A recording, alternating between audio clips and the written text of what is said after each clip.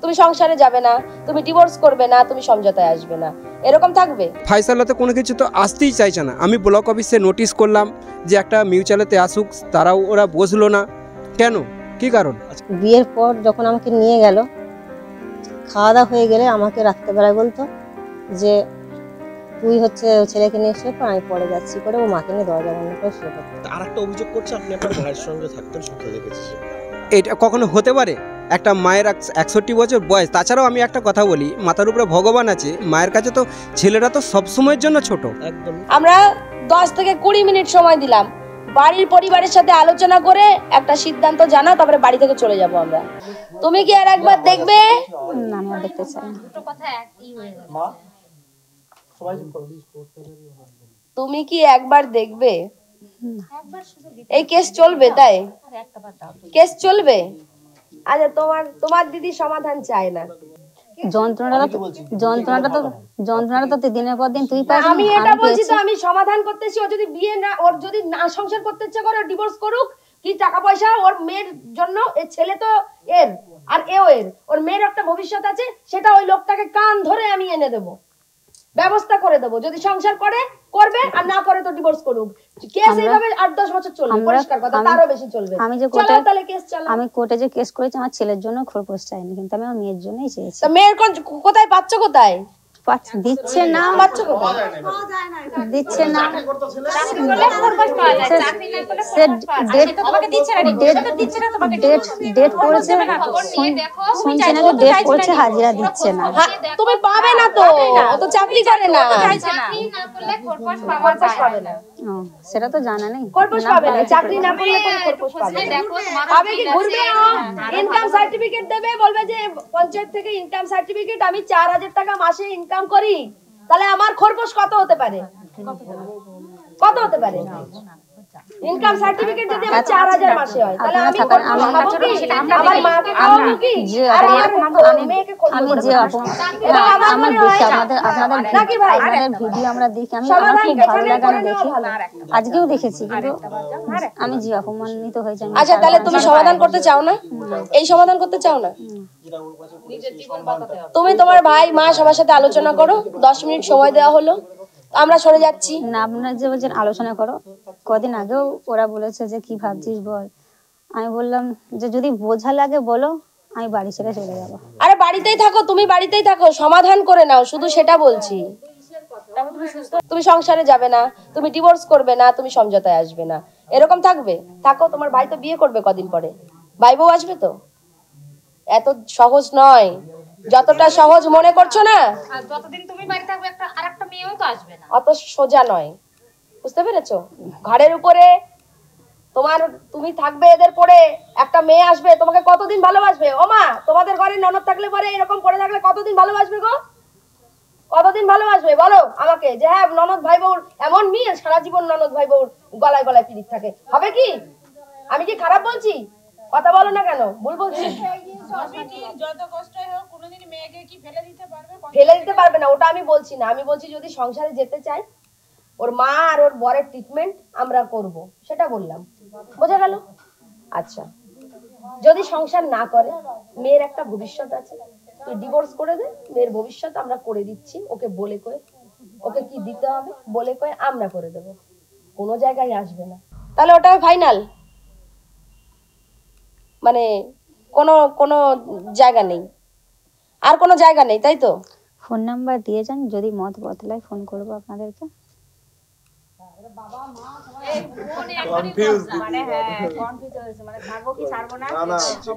ছাড়বো কি ছাড়বো না নয়, সংসারটা করবো না। দিদিরা, সংসারটা করবো। ভাই কোথায় গেল? এই বাড়ির ভাই, ভাই আচ্ছা, আমরা ওইখানে রয়েছি। আমরা 10 থেকে 20 মিনিট সময় দিলাম, বাড়ির পরিবারের সাথে আলোচনা করে একটা সিদ্ধান্ত জানা, তারপরে বাড়ি থেকে চলে যাব আমরা। ঠিক আছে? অনেক দূর থেকে এসছি।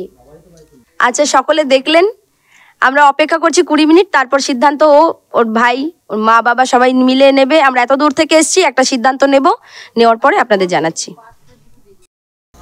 আপনার স্ত্রী আপনার নামে বিভিন্ন অভিযোগ নিয়ে আসছে।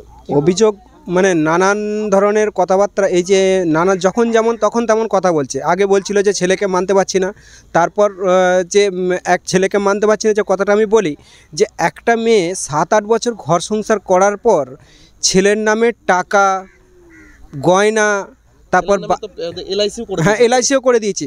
ওই যে বলছে এলআইসি দেয়নি, আমার বাবা দিয়েছে, ছেলের মাথায় হাত রেখে বলতে পারবে যে আমার নামে আপনি ঘর করে দিয়েছেন। হ্যাঁ ঘর, ওই যে স্ত্রীর নামে যে বাড়িটা আমাকে ঘর সংসার করতে যাব বলে যে লেখানো হলো যে আমি যাব সংসার করব, ওনার বাবাও বলেছিল যে আমার মেয়ে যাবে সংসার করবে, হ্যাঁ বাড়িটা সেই হিসাবেই ওকে লেখাটা হলো। তো এখন উনি বেঁকে বসেছেন যে আমি ওইখানে যাব না, বাড়িটা বিক্রি করব। হ্যাঁ তারপর 498 কেস দিয়ে আমাকে ঝুলিয়ে দিল। তো এখন হচ্ছে যে ঘর সংসার করবে কিনা তার কোনো ঠিক ঠিকানা, কোনো কিছু ফাইসালাতে কোনো কিছু তো আসতেই চাইছে না। আমি ব্লক অফিসে নোটিশ করলাম যে একটা মিউচুয়ালেতে আসুক, তারাও ওরা বসলো না। কেন, কি কারণ? আচ্ছা, আরেকটা অভিযোগ করছে আপনি আপনার ভাইয়ের সঙ্গে থাকতেন, সূত্রে দেখেছে সে। এটা কখনো হতে পারে? একটা মায়ের 61 বছর বয়স, তাছাড়াও আমি একটা কথা বলি, মাথার উপরে ভগবান আছে, মায়ের কাছে তো ছেলেরা তো সব সময়ের জন্য ছোট। একদমই। হ্যাঁ এটা কখনো হতে পারে? কোনোদিনই না। কোনোদিনই না। তাহলে আচ্ছা, আপনি তো বাড়িটা করে দিয়েছেন, এবার বাড়িটা তার নামে লিখে দিয়েছে। হ্যাঁ এবার সেখানে তো স্যার যে আরেকটা সন্তান রয়েছে আগের পক্ষে, সেও তো ভাগ অবশ্যই হ্যাঁ পাবে। অবশ্যই পাবে, যেহেতু তার মায়ের নামে অবশ্যই। যেহেতু যাক হয়ে গেছে, তো আমি চাই সংসার করুক। তো ছেলে অলরেডি তো সেই ছেলে তো বাড়ি তো পুরোটাই সে তো অধিকারী এখন। এখানে তো মেনে না নেবার তো কোনো কথাই প্রশ্নই আসে না। একদম একদম। হ্যাঁ তারপর এফআইআর কপিতে লিখেছে যে আমার বাবা নাকি আবার ছেলের ধরুন 1,20,000 টাকা দিয়েছে। আমি জানি যে হ্যাঁ দাদুর খুব আদরের জিনিস হচ্ছে নাতির মাথায় হাত রেখে বলতে পারবে যে আমি আমার জামাই পয়সা চেয়েছে, আমি আবার 1,20,000 টাকা দিয়েছি, বলতে পারবে, এই কথাগুলো বলতে পারবে। একের মিথ্যে কথা বলে গেলে তো হবে না। আচ্ছা, আপনি তাহলে সংসার করতে চাইছেন? হ্যাঁ আমি সংসার করতে চাই, বাড়িতে আসুক, সুস্থ স্বাভাবিকভাবে সংসার করুক, সেটা আমি সব কিছু আমি মেনে নিতে রাজি আছি। সংসার করতে হবে, এই নয় যে সে বাপের বাড়িতে থাকবে, সেটা আমি মানতে পারবো না। আমি বিয়ে করেছি কিসের জন্য? একটা ছেলে বিয়ে কিসের জন্য করেন এটা একটু বলুন তো? বিয়ে কিসের জন্য করে? সে সংসার করার জন্যই বিয়ে করে। হ্যাঁ আগে একবার বিয়ে করলো, সেখানেতে ডিভোর্স করে সেখানেতে ছেড়ে দিয়ে চলে এলো। আপনার তো কোথাও বিয়ে হয়নি আগে? না, আমার আগে কোথাও বিয়ে হয়নি। আমি তো তাকে এক ভেবে বিয়ে করেছিলাম, যে একটা মায়া পড়ে তাকে আমি বিয়ে করেছিলাম, যে মেয়েটা থাকা সত্ত্বেও আপনি বিয়ে করেছেন? হ্যাঁ থাকা সত্ত্বেও আমি বিয়ে করেছি। তারপরেও এরকমভাবে অভিযোগ, হ্যাঁ যে ছেলেকে যদি না মানবো তাহলে দ্বিতীয়বার সে মেয়ে বাচ্চা নেবে, দ্বিতীয়বার বাচ্চা কথা নেবার কথা ভাববে। একটা মেয়ে হয়েছে আজ পর্যন্ত, আমার মেয়ে আজকে 4.5 বছর বয়স, কোনোদিন আমার মেয়ে আমার বাড়িতে রাত কাটিয়েছে? বলতে পারবে? একদিনের জন্য আসেনি। কোনোদিন বলতে পারবে যে হ্যাঁ আমি একদিনও রাত কাটিয়েছি মেয়েকে নিয়ে? মেয়ের মাথায় হাত রেখে বলতে পারবে? হ্যাঁ আর ওনার একের পর এক মানে যখন যেমন তখন তেমন মতো মিথ্যে কথা একের পর এক সাজিয়ে মিথ্যে কথা বলে দিচ্ছে। হ্যাঁ কোথায় কর্ণাটকে কোথায় ঝগড়া অশান্তি, সে মাকে নিয়ে ফোন করা নিয়ে ঝগড়া অশান্তি, সে একের এক মিথ্যে কথা বলে যাচ্ছে। হ্যাঁ আপনার নাম? আমার নাম তাপস কুমার দাস। কোথাকার ঘটনাটা? এটা কামচে ব্যাকেট ভিক দাস। কোন জেলা? হুগলি ডিস্ট্রিক্ট, হুগলি জেলা। আর মেয়েটার বাড়ি কোথায়? মেয়েটার বাড়ি দেশরা কুমোরপাড়া, বাঁকুড়া ডিস্ট্রিক্ট, কতুলপুর থানা। আপনারা দেখলেন, ও কোনো সিদ্ধান্তে আসলো না, ও ডিভোর্সও করবে না, ও সংসারও করবে না। আমরা অনেকক্ষণ বোঝালাম, কোনো সিদ্ধান্তই নিল না। ও আইনের উপর ভরসা রেখেছে, আইনে যত বছর যাক, 10 বছর 12 বছর যতদিন কেস চলবে ও ততদিন কেস চালাবে, এবং সেইটাই সিদ্ধান্ত নিয়েছে। হয়তো ও সিদ্ধান্ত পরিবর্তন হতে পারে 2-1 বছর পরে, কিন্তু এখন বর্তমান কোনো সিদ্ধান্ত ও নিতে পারছে না।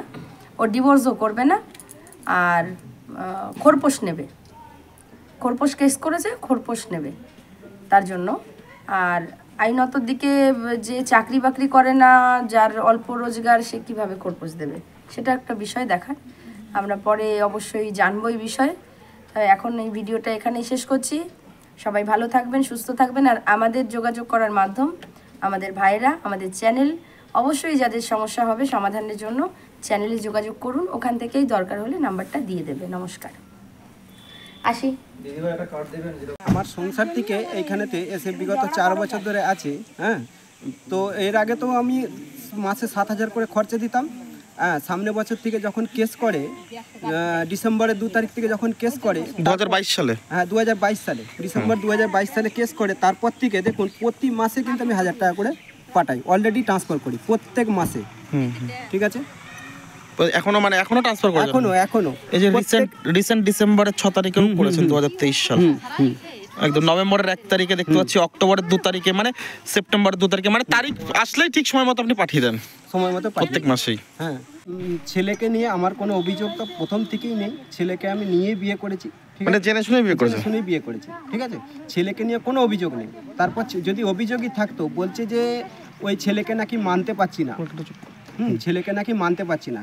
যদি ছেলেকে নাই মানবো, আমি যদি নাই মানবো বিয়ের পর, আমি বলছি, ঠিক আছে, আমি বিয়ের পর যদি নাই মানবো, তাহলে ছেলের নামে LIC, জন্ম সার্টিফিকেট, তারপর আধার কার্ডে আমার নাম, স্কুলেতে আমার নাম, তারপর প্যান কার্ডেতে আমার নাম, মানে সব ডকুমেন্টস সব ডকুমেন্টস আমার নাম, বাড়িটা ওনার নামে করে দিয়েছেন?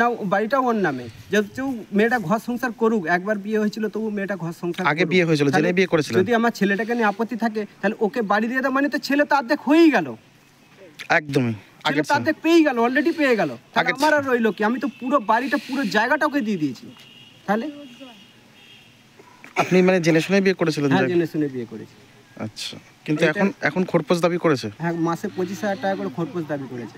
আচ্ছা, আর 4.5 বছর মেয়েটার বয়স হয়ে গেল, একটা দিনের জন্য, মানে একটা রাতের জন্য আমার বাড়িতে যে রাত কাটায়নি ওই মেয়েটা। আমার মেয়েটা আপনার পরের যে মেয়ে হয়েছে? হ্যাঁ, পরে যে মেয়ে হয়েছে, হ্যাঁ, একটা দিনের জন্য আমার বাড়িতে যায়নি।